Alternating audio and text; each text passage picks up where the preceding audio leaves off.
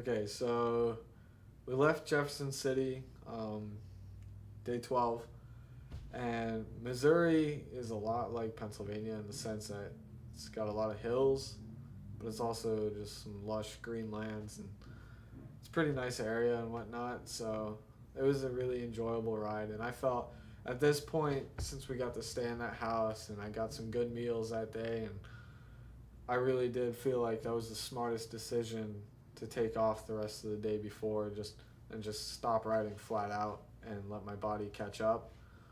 And so day 12, we left and I started riding, and I actually did pretty darn well.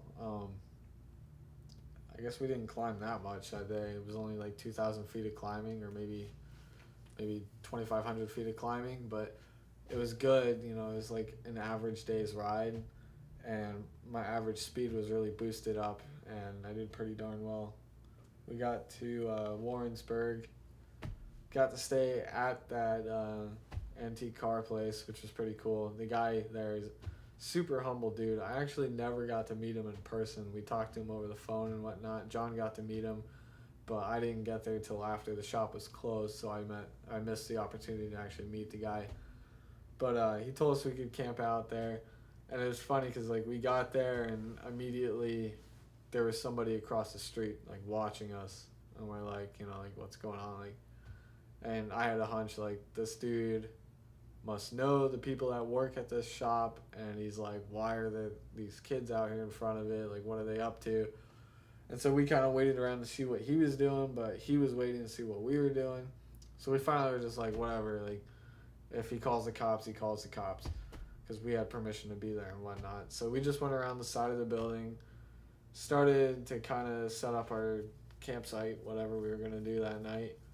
And basically, I go to plug in my cell phone into an outlet on the side of the building just to start charging my phone. And right as I'm doing that, some dude comes rolling up real fast in a pickup truck, and he stops. He's like, "Hey, you got permission to do that?" And I'm like, "Oh, like." I didn't even have a chance to explain to him like what our whole story was, but the guy's like flipping out at me. But John, in the meantime, is also on the phone with the owner of the shop, like just confirming with him, like, hey, we're here now, like we made it. And so John's on the phone with them. This guy rolls up and is like interrogating me for a second. He's like really defensive, and rightfully so. He didn't know who we were, what we were doing there. So John's talking to the owner, and one of his employees is there, like, like trying to defend the shop. And so that whole situation got diffused pretty quick though over the phone. And then, yeah, we went about our business, I guess. We kind of hung out though and just waited till it got dark before we set up camp, because we were like, we got the sense that this guy is like, he's a good, faithful man, and like everybody in the town has a lot of respect for him. And people were driving by and they would see us and they'd slow down. They're looking at us, like who are these people out here? So we just hung out and didn't do anything until it got dark, because we didn't want to like raise any more suspicion or whatever. And so we waited and waited, and it got dark, and we started setting up camp, and we're like midway through getting our campsite set up on the side of the building, kind of behind a wall, so people can't see us from the road. Next thing we know, um, local police department, somebody's driving through the shop. He goes around to the back of the building, turns around. We waved at him.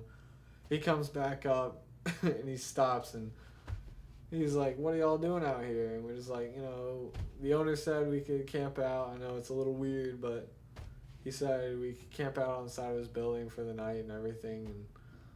And we explained everything, and he believed us. It wasn't a big deal, but we told him about, what we were doing, the project and whatnot. Similar to what happened in Columbus, we just explained our story to the cop, and he was pretty chill about it, like it's not like we're up to any, shenanigans or something. So he just let us be, but told him our story, shook his hand, and I was like, like obviously I'm getting the sense that everybody in this town really respects this guy that runs this business here, because everybody seems to be really curious as to why there are people hanging out outside his shop.